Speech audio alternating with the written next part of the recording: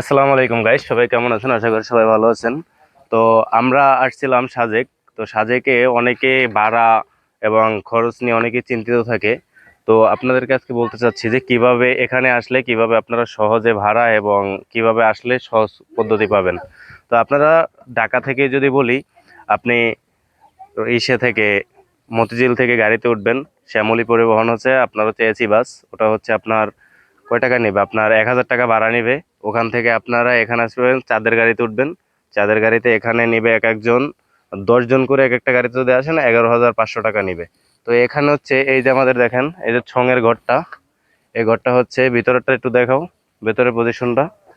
এই যে হচ্ছে আমাদের ভিতরের পজিশন।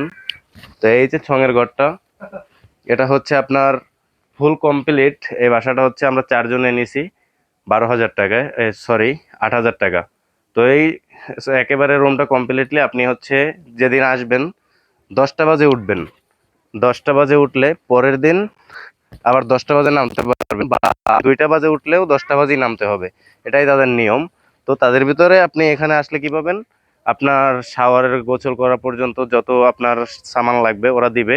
আর হচ্ছে পরের দিন সকালে শুধু নাস্তা খরচটা দিবে। তো এখানে হচ্ছে পরিবেশটা আমার কাছে অনেক ভালো লাগছে। সোঙের করা কোনো সমস্যা নেই।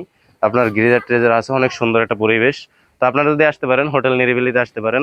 এখানে আমি এটাকে সাজেস্ট করব, কারণ এই হোটেলটা অনেক সুন্দর। আর এখান থেকে কিন্তু একেবারে সুন্দর আপনি ভিউটা পাবেন।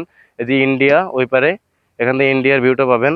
আর ওই পারে হচ্ছে বাংলাদেশ, বাংলাদেশের তো আপনারা না আসতে পারেন এখানে। এই যে এদিকে দেখেন কত সুন্দর একটা পজিশন, নিরিবিলি। এ হচ্ছে পজিশন। তো সবাই ভালো থাকবেন, সুস্থ থাকবেন। আজকে আমরা বিদায় নেব, এই জন্য আপনাদেরকে এটা জানিয়ে রাখলাম। আসসালামু আলাইকুম।